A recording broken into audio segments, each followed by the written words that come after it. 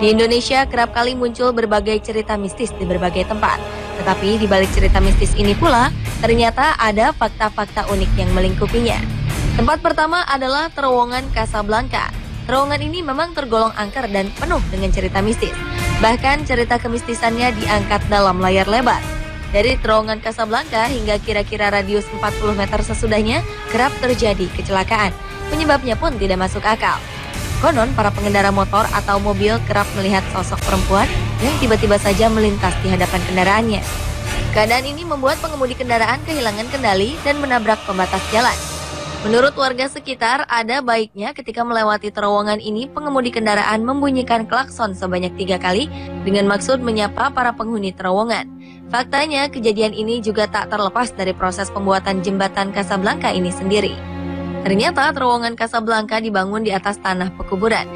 Menurut beberapa warga, ketika pembongkaran kuburan, ada satu jenazah yang masih utuh. Ditambah pada akhir 90-an, seorang laki-laki parubaya tewas dengan cara menggantungkan diri dengan spanduk di terowongan Casablanca ini. Hal ini menjadikan terowongan Casablanca semakin dilingkupi aura mistis. Konon warga sekitar Casablanca kerap mendengarkan tangisan. Namun ketika sumber bunyi dihampiri, suara itu berpindah-pindah. Selanjutnya adalah Jalan Semanggi di Jakarta Selatan. Konon warga yang melintas atau berada di sekitar Jalan Semanggi kerap kali melihat arwah gentayangan.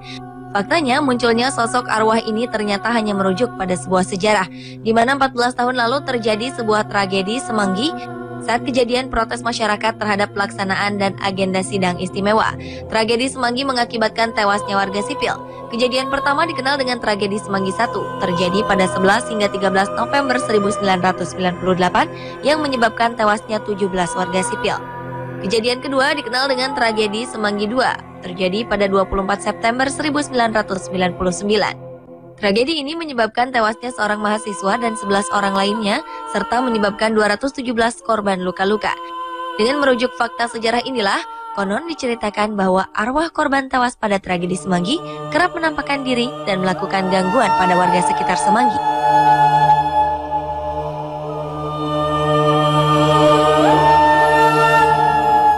Selanjutnya masih dari Jakarta Selatan adalah rumah Pondok Indah. Mungkin sebagian dari Anda pernah mendengar jika rumah ini adalah salah satu rumah terangker di Indonesia.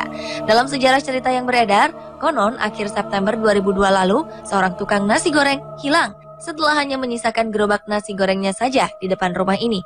Diceritakan tukang nasi goreng ini tak pernah kembali setelah mengantarkan nasi goreng pesanan seorang perempuan ke dalam rumah. Mengenai sejarah rumah ini sendiri, konon kabarnya seisi keluarga pemilik rumah ini tewas dalam peristiwa perampokan bermotif persaingan bisnis.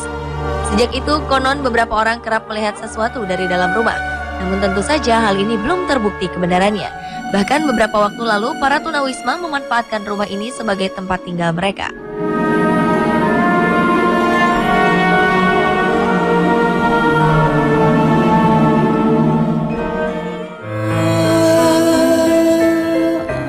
Terakhir adalah Jalan Babakan Siliwangi, Bandung. Diceritakan bahwa di jalan ini sering terlihat sosok hantu boneka yang suka mengganggu pengguna jalan. Kabarnya pengendara enggan melewati jalan ini pada malam hari, terutama setelah santer terdengar jika jalan ini angker. Terlebih ketika kita bersama anak kecil. Konon yang pertama kali melihat sosok tersebut adalah anak kecil. Diceritakan pula oleh para warga sosok ini berbentuk boneka panda kecil. Menurut warga, dahulu pernah ada seorang anak bernama Uci. Ia meninggal akibat tabrak lari pada 1981. Naas sang pengemudi tidak turun menolong, melainkan langsung tancap gas dan kabur. Selama dalam perawatan Rumah Sakit Saint Carolus Bandung, Uci kecil terus mengigau mencari boneka panda kesayangannya. Boneka ini sedang didekapnya saat kecelakaan. Keluarga Uci pun berusaha mencari namun tidak pernah menemukannya. Seminggu dalam perawatan, Uci mengalami koma, lalu menghembuskan nafas terakhirnya. Beberapa sumber mengatakan boneka milik Uci sebenarnya tidak bermaksud mengganggu pengguna jalan Babakan Siliwangi. Kemunculannya dinilai untuk memperingatkan kepada setiap pengguna jalan agar berhati-hati.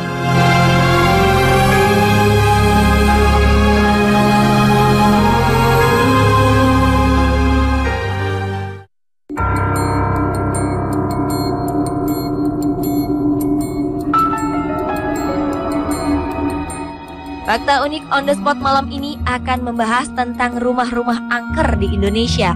Diketahui budaya masyarakat Indonesia tak lepas dari berbagai kisah mistis. Salah satunya adalah kisah seputar rumah-rumah yang konon berhantu. Terletak di kawasan Dharma Wangsa, Jakarta Selatan, terdapat rumah Kentang Prapanca yang terkenal dengan kisah horornya.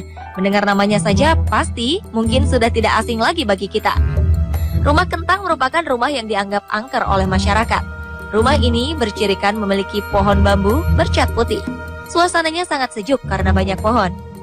Rumor kisah horor di rumah Kentang adalah cerita tentang seorang anak kecil yang jatuh dalam kuali panas yang berisi kentang. Konon anak ini meninggal dan arwahnya tidak tenang. Rumornya saat malam hari akan tercium bau kentang di sekitar rumah tersebut.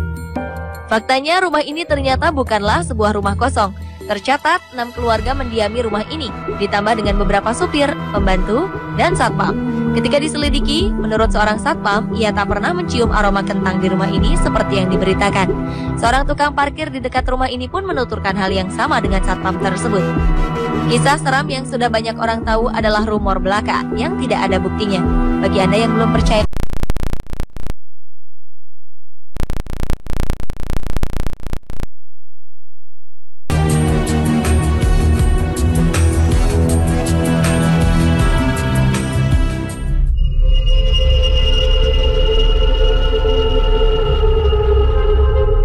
di Surabaya terdapat rumah hantu Darmo yang terkenal menyeramkan. Konon menurut masyarakat setempat, rumah kosong ini dihuni makhluk gaib. Rumah hantu Darmo ini terletak di Jalan Puncak Permai 2, nomor 26, Suko Manunggal, Surabaya. Dari pengamatan luar saja, rumah hantu Darmo sudah terlihat menyeramkan. Rumah besar ini kondisinya sudah tidak terawat. Atap rumahnya sudah tidak ada, hanya menyisakan pilar-pilar serta tembok. Bagian halaman rumah dan bagian dalam ditumbuhi semak belukar. Kisah dari rumah hantu ini sendiri sudah menyebar hingga pelosok tanah Jawa. Kabarnya rumah elit ini awalnya dihuni oleh sekeluarga. Namun kabarnya lagi keluarga penghuni rumah ini tenggelam dalam kecelakaan perahu dan semuanya meninggal. Faktanya hingga saat ini baik satpam maupun masyarakat setempat benar-benar tidak mengetahui secara pasti siapa pemilik dan pewaris rumah hantu Darmo ini. Maka tak heran jika bangunan rumah Darmo mulai hancur dan berlumut.